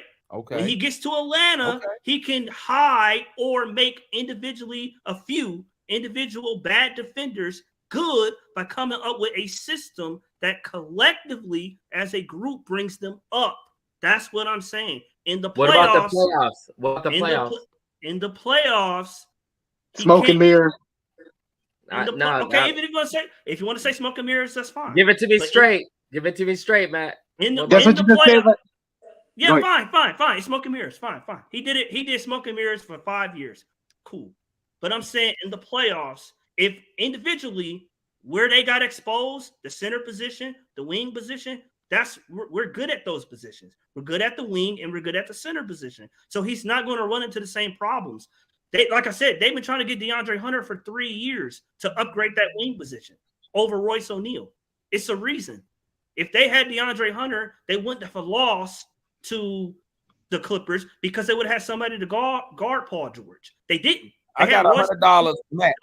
I know you got that bread. I got $100. Say this team not a top 10 defense next year. I kind of get what he's saying a little bit. I kind of get where he's coming from a little bit. So you banking on our individual defenders? No, I'm banking on Quentin Snyder's brilliance, his IQ to lift our bad defenders. The brilliance that the brilliance. He didn't lift Utah up. Exactly. That's the point.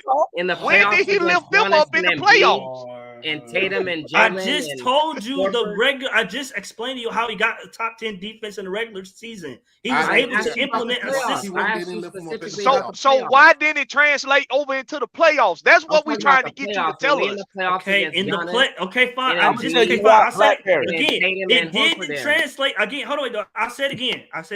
The reason it didn't translate in the playoffs was because I'm asking you about the playoffs for the Hawks. If he had the Hawks, I want to hear that last year. What he did, 6 out of 8. He ain't doing ain't shit changing. I'm saying when he in the playoffs. No, I'm saying if he had the confidence, he had the Hawks roster. If he had the Hawks roster, I'm saying if he come over here next week. Hold on. One at a time. He leave Australia and he's like, I'm coming. One at a time. Go ahead, Matt, and then we'll go Tandrew.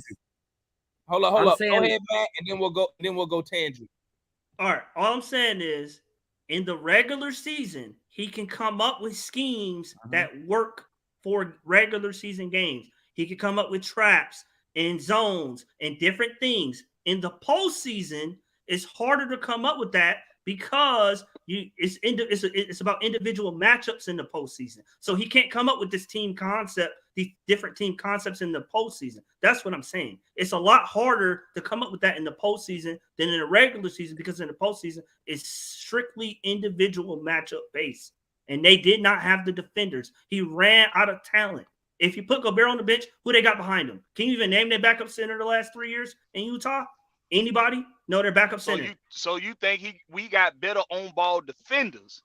That's why you saying that, because you think we got better on-ball defenders that he can work with in the playoffs. Okay, that's what he's saying, y'all. Yes, exactly. Okay. Boy, when I tell you Matt was down the hill, y'all ain't getting him to come off his point. I don't understand what's so hard about that. Yeah, that's what I was. No, because okay, I'm gonna tell you what it is, man. I'm gonna tell you what it is. Okay, listen, what you just said was, to me, it's just a bunch of excuses. Okay, listen to me. He was there 8 years, right? Mm-hmm. And he didn't get exposed just once. He got exposed with the same crap 2 times. No, it was different. Hold up. Denver, because you just told me. Denver got him. Pull it, go there. That's what you told me. Clippers got him. The following year, but I didn't know. Then when they played Dallas, Clippers, my bad. Dallas. Then when they played Dallas, Dallas did the exact same thing. Okay, Clippers, yes, that's true. Too. Don't forget the Clippers. The Clippers. I just said the Clippers attacked them at the wing. It was different from Denver. Or Denver attacked them at the center. The Clippers attacked them at the wing. Matt, he did not make. I'm gonna tell you where he messed up at. He didn't make the proper adjustments in game, and he didn't get the correct players. After he got exposed by the Clippers. When he got exposed by the Nuggets, he didn't get the proper personnel. That's on him. Am I right or wrong? He's not the GM. He's not the GM. Neither is Nate. Nate, listen, man. Oh, we went over the time. It don't matter. Listen, man. Okay. On Twitter, all y'all doing when I bring up his playoff record is giving me excuse after excuse. I don't know what's so hard to say. You know what? The dude didn't get it done in Utah. That's what I'm telling people. He didn't get it done in Utah. Okay, but Demond, same thing. Okay. Okay, y'all not. I don't know if y'all did he get it done, Matt. Football. Let's keep it simple. Did he get it done in Utah? Yes or no? Matt, we gonna simplify. Did he get it done in Utah in the playoff? Yes or no? He did not because of the roster. No. It's yes or no. Did he get it done? Yes or no? The roster hurt him. He couldn't. No. He's not gonna give you a yes or no. He ain't gonna give you. You don't win 52 Whole games. conversation ain't convinced me why he deserved $9 million. Okay, all right. Okay. Did he get it done? Yes or no? All right. Fine. He didn't get it done. But Pharaoh, he's worth the $9 million because he could take a bunch of good individual defenders and craft the top 10 defense. He can craft the top 5 offense 5 years in a row. Stop. So you putting him with Kerr and Pop and Spo? No, I mean I don't think he's as good as I don't think he's as good as Popovich. I mean, clearly he's not good as Popovich, but I think he's right. Man, let's talk about something else. He's right underneath never him. ended right now. That's shit. Full excuses. Hey family. Hey, listen. Hey, my fault, guy. We went over the time, man. Listen, y'all know how we do. I'm gonna stop the show. We gonna still be backstage talking shit. If y'all want to tap in, just follow the link. Hey, salute to everybody in the chat. Salute to everybody on the panel. You know, we appreciate the support. And yeah, that's it. We'll be backstage. I'm gonna drop the link if y'all want to come backstage and listen to us run our mouths and shit. And that's what it is. Peace.